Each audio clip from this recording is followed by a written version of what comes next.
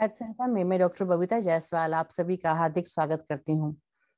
साथियों, आज मैं आपके समक्ष व्यंग विधा लेकर प्रस्तुत हूँ। हिंदी साहित्य के प्रसिद्ध व्यंग्यकार हरिशंकर परसाई किसी परिचय के मोहताज नहीं है। उनके द्वारा लिखित व्यंग उखड़े खंबे दिल्ली विश्वविद्यालय के बीए प्रोग्राम के पाठ्यक्रम में संकलित है। गद्य के रूप में जो व्यंग विधा है उसको प्रतिष्ठित करने का श्रेय हरिशंकर परसाई को जाता है। इस आधुनिक विधा के रूप में उन्होंने इसे प्रतिष्ठित किया और इतना प्रसिद्ध किया कि आज भी जब पाठक इसके बारे में सोचता है तो उन्हीं का नाम सबसे पहले आता है। इस विधा का मुख्य उद्देश्य यदि कहा जाए तो व्यक्ति और उसके सामाजिक संदर्भों में दिखने वाली किसी भी विसंगति पर कुठाराघात करना, उस पर कटाक्ष करना, उस पर उंगली उठाना, भले ही यह संदर्भ व्यक्ति से संबंधित हो, समाज से संबंधित हो, वर्ग से, जाति से या किसी और समीकरण से, किसी भी विषय पर किसी भी तरह से जब हमें दुरुस्त करने की समझ से हम कुछ लिखते हैं तो वो व्यंग की श्रेणी में आता है। विभिन्न विचारधाराओं से टकराव जब होता है तो व्यंग निकलता है। एक व्यंगकार व्यक्ति जीवन की विडंबनाओं का एक ऐसा रेखा चित्र खींच देता है जिसे पढ़कर एक चेतन पाठक अपने आप से भी सवाल उठाने पर विवश हो जाता है। व्यंग के विषय में स्वयं हरिशंकर परसाई कहा करते थे कि जीवन व्यंग से साक्षात्कार करता है, जीवन की आलोचना करता है, विसंगतियों और अत्याचारों, अनाचारों, मिथ्याचारों और पाखंडों पर का पर्दाफाश करता है। 22 अगस्त 1924 को होशंगाबाद मध्य प्रदेश के जमानी ग्राम में जन्मे हरिशंकर परसाई मध्यम वर्गीय परिवार से संबंधित हैं। अपनी आत्मकथा गर्दिश के दिन जो उन्होंने लिखी उसमें उन्होंने अपने बचपन की सबसे तीखी याद प्लेग की बहुत भयंकरता का चित्रण किया है। उन्होंने उसमें कहा कि 1936 या 37 का समय होगा, मैं शायद 8वीं का छात्र था। कस्बे में प्लेग फैली हुई थी, प्लेग पड़ी थी। रात को मरणासन माँ के सामने हम लोग आरती गाते गाते पिताजी सिसकने लगते थे। माँ बिलक कर हम बच्चों को हृदय से चिपटा लेती थी और हम रोने भी लगते थे। ऐसे भयंकारी त्रासदायक वातावरण में एक रात तीसरे पहर माँ की मृत्यु हो गई।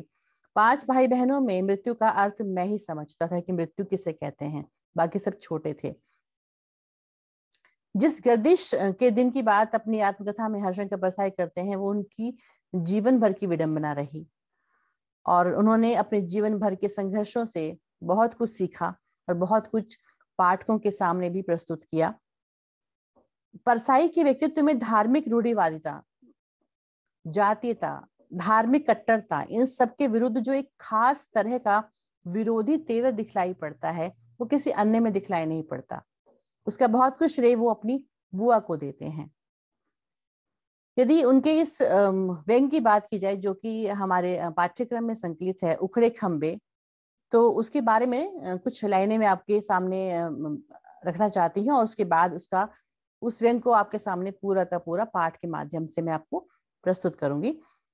ये जो उखड़े खंबे व्यंग है ये अपने आप में राजा और उसके राज्य की कर्मचारियों की मुनाफाखोरी और घूसखोरी पर लिखा गया है। मुनाफाखोरी से पूरा समाज पीड़ित है, लेकिन इस बीमारी का इलाज प्रजा ढूंढ नहीं पाती। आज पूरा समाज रिश्वतखोरी से भरा हुआ है और एक छोटी सी काम के लिए भी रिश्वत ली जाती है।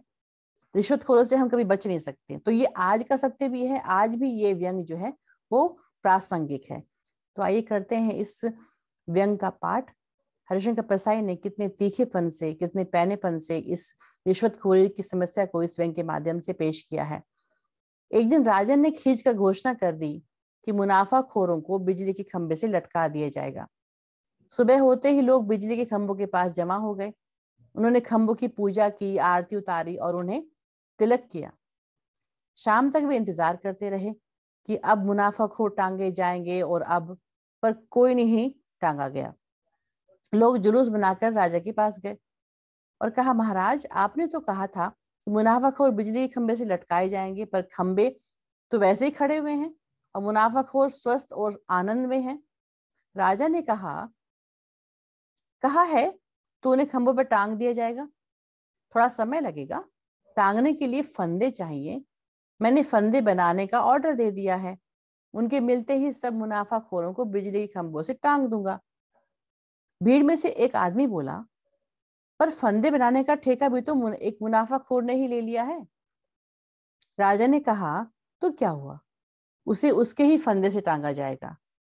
तभी दूसरा बोल उठा, पर वह तो कह रहा था कि फांसी पर लटकाने का ठेका भी मैं ही ले लूंगा। राजा ने जवाब दिया, नहीं, ऐसा नहीं होगा। फांसी देना निजी क्षेत्र का उद्योग अभी नहीं हुआ है। लोगों ने पूछा, तो कितने दिन बाद लटकाए जाएंगे? राजा ने कहा, आज से ठीक 16वें दिन वे तुम्हें बिजली के खंबे से लटके दिखेंगे। लोग दिन गिनने लगे। 16वें दिन सुबह उठकर लोगों ने देखा कि बिजली के सारे खंबे उखड़े खड़े हैं। वे हैरान हो गए कि रात न आंधी आई और न भूकंप आया, फिर वे खंबे कैसे उखड़ गए अपने आप? उन्हें खंबे के पास एक मजदूर खड़ा मिला। उसने बतलाया कि मजदूरों से रात को एक खंबे उखड़वाए गए हैं। लोग उसे पकड़कर राजा के पास ले गए। उन्होंने शिकायत की, महाराज, आप मुनाफाखोरों को बिजली के खंभों से लटकाने वाले थे, पर रात में सब खंबे उखाड़ दिए गए। हम इस मजदूर को पकड़ लाए हैं। यह कहता है कि रात को सब खंबे उखड़वाए गए हैं। राजा ने मजदूर से पूछा, क्यों रे, किसके हुक्म से तुम लोगों ने खंबे उखाड़े? उसने कहा, सरकार, ओवरसियर साहब ने हुक्म दिया था। तब ओवरसियर को बुलाया गया। उसने राजा से कहा, क्यों जी, तुम्हें मालूम है मैंने आज मुनाफाखोरों को बिजली के खंबे से लटकाने की घोषणा की थी। उसने कहा, जी सरकार। फिर तुमने रातों रात खंबे क्यों उखड़वा दिए? सरकार, इंजीनियर साहब ने कल हुक्म दिया था कि रात में सारे खंबे उखाड़ दिए जाएंगे। अब इंजीनियर बुलाया गया। उसने कहा, उसे बिजली इंजीनियर ने आदेश दिया था कि रात में सारे खंबे उखाड़ देना चाहिए। बिजली इंजीनियर से कैफियत की तलब की गई। उसने हाथ जोड़कर कहा, सेक्रेटरी साहब का हुक्म मिला था। विभागीय सेक्रेटरी से राजा ने पूछा, खंबे उखाड़ने का हुक्म तुमने दिया था? सेक्रेटरी ने स्वीकार किया, जी सरकार। राजा ने कहा, यह जानते हुए भी कि आज मैं इन खंभों का उपयोग मुनाफाखोरों को लटकाने के लिए करने वाला हूं, तुमने ऐसा दुस्साहस क्यों किया? सेक्रेटरी ने कहा, साहब, पूरे शहर की सुरक्षा का सवाल था। अगर रात को खंबे न हटा लिए जाते तो आज पूरा शहर नष्ट हो जाता। राजा ने पूछा, यह तुमने कैसे जाना? किसने बताया तुम्हें? सेक्रेटरी ने कहा, मुझे विशेषज्ञ ने सलाह दी थी कि यदि शहर को बचाना चाहते हो तो सुबह होने से पहले खंभों को उखड़वा दो। राजा ने पूछा, कौन है ये विशेषज्ञ? भरोसे का आदमी है? सेक्रेटरी ने कहा, बिल्कुल भरोसे का आदमी है सरकार, घर का आदमी है। मेरा साला होता है, मैं उसे हुजूर के सामने पेश करता हूँ। विशेषज्ञ ने निवेदन किया, सरकार, मैं विशेषज्ञ हूँ और भूमि और वातावरण की हलचल का विशेष अध्ययन रखता हूँ। मैंने परीक्षण के दौरान ये पता लगाया है कि जमीन के नीचे एक भयंकर प्रवाह घूम रहा है। मुझे यह भी मालूम हुआ कि आज वह बिजली हमारे शहर के नीचे से निकलेगी। आपको मालूम नहीं हो रहा है, पर मैं जानता हूं कि इस वक्त हमारे नीचे भयंकर बिजली प्रवाहित हो रही है। यदि हमारे बिजली के खंभे जमीन में गड़े रहते तो वह बिजली खंभों के द्वारा ऊपर आती और उसकी टक्कर अपने पावर हाउस की बिजली से होती, तब भयंकर विस्फोट हो जाता। शहर पर हजारों बिजलियां एक साथ गिरती, तब न एक प्राणी जीवित रहता, न एक इमारत खड़ी रह पाती। मैंने तुरंत सेक्रेटरी साहब को ये बात बताई और उन्होंने ठीक समय पर उचित कदम उठा करके शहर को बचा लिया। लोग बड़ी देर तक सख्ते में खड़े रहे। वे मुनाफाखोरों को बिल्कुल भूल गए।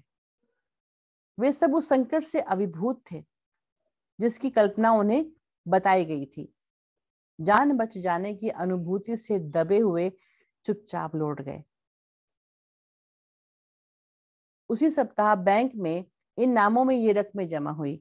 सेक्रेटरी की पत्नी के नाम 2 लाख रुपए, श्रीमती बिजली इंजीनियर 1 लाख, श्रीमती इंजीनियर 1 लाख, श्रीमती विशेषज्ञ 25,000, श्रीमती ओवरसियर 5,000। उसी सप्ताह मुनाफाखोर संघ के हिसाब में नीचे लिखी रकमें धर्मदा के खाते में डाली गई। कोढ़ियों की सहायता के लिए दान 2 लाख रुपए, विधवा आश्रम को 1 लाख, क्षय रोग अस्पताल को 1 लाख, पागल खाने को 25,000, अनाथालय को 5,000। तो इस प्रकार से ये रकम को बांट दिया गया। इस व्यंग के माध्यम से हरिशंकर प्रसाद यही कहना चाहते हैं कि जब भी सरकार द्वारा सभी मुनाफाखोरों और मुफ्तखोरों और घूसखोरों के खिलाफ कोई कार्रवाई की मांग की जाती है या लोग आवाज उठाते हैं, तो मुनाफाखोर या रिश्वतखोर इसे बचने के तरीके ढूंढ लेते हैं और सरकार को उनके सामने झुकना पड़ता है। रिश्वत देना और रिश्वत लेना दोनों ही अपराध की श्रेणी में आते हैं, पर फिर भी हम उनसे बच नहीं पाते और ये अपराध पूरी दुनिया में फैलता चला जा रहा है और इसे खत्म करना बड़ा मुश्किल है।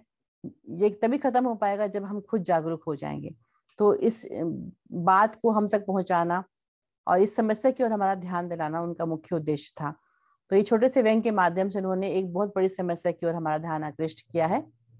तो ये था उनके द्वारा लिखा गया व्यंग, जो कि हमारे पाठ्यक्रम में संकलित है। धन्यवाद।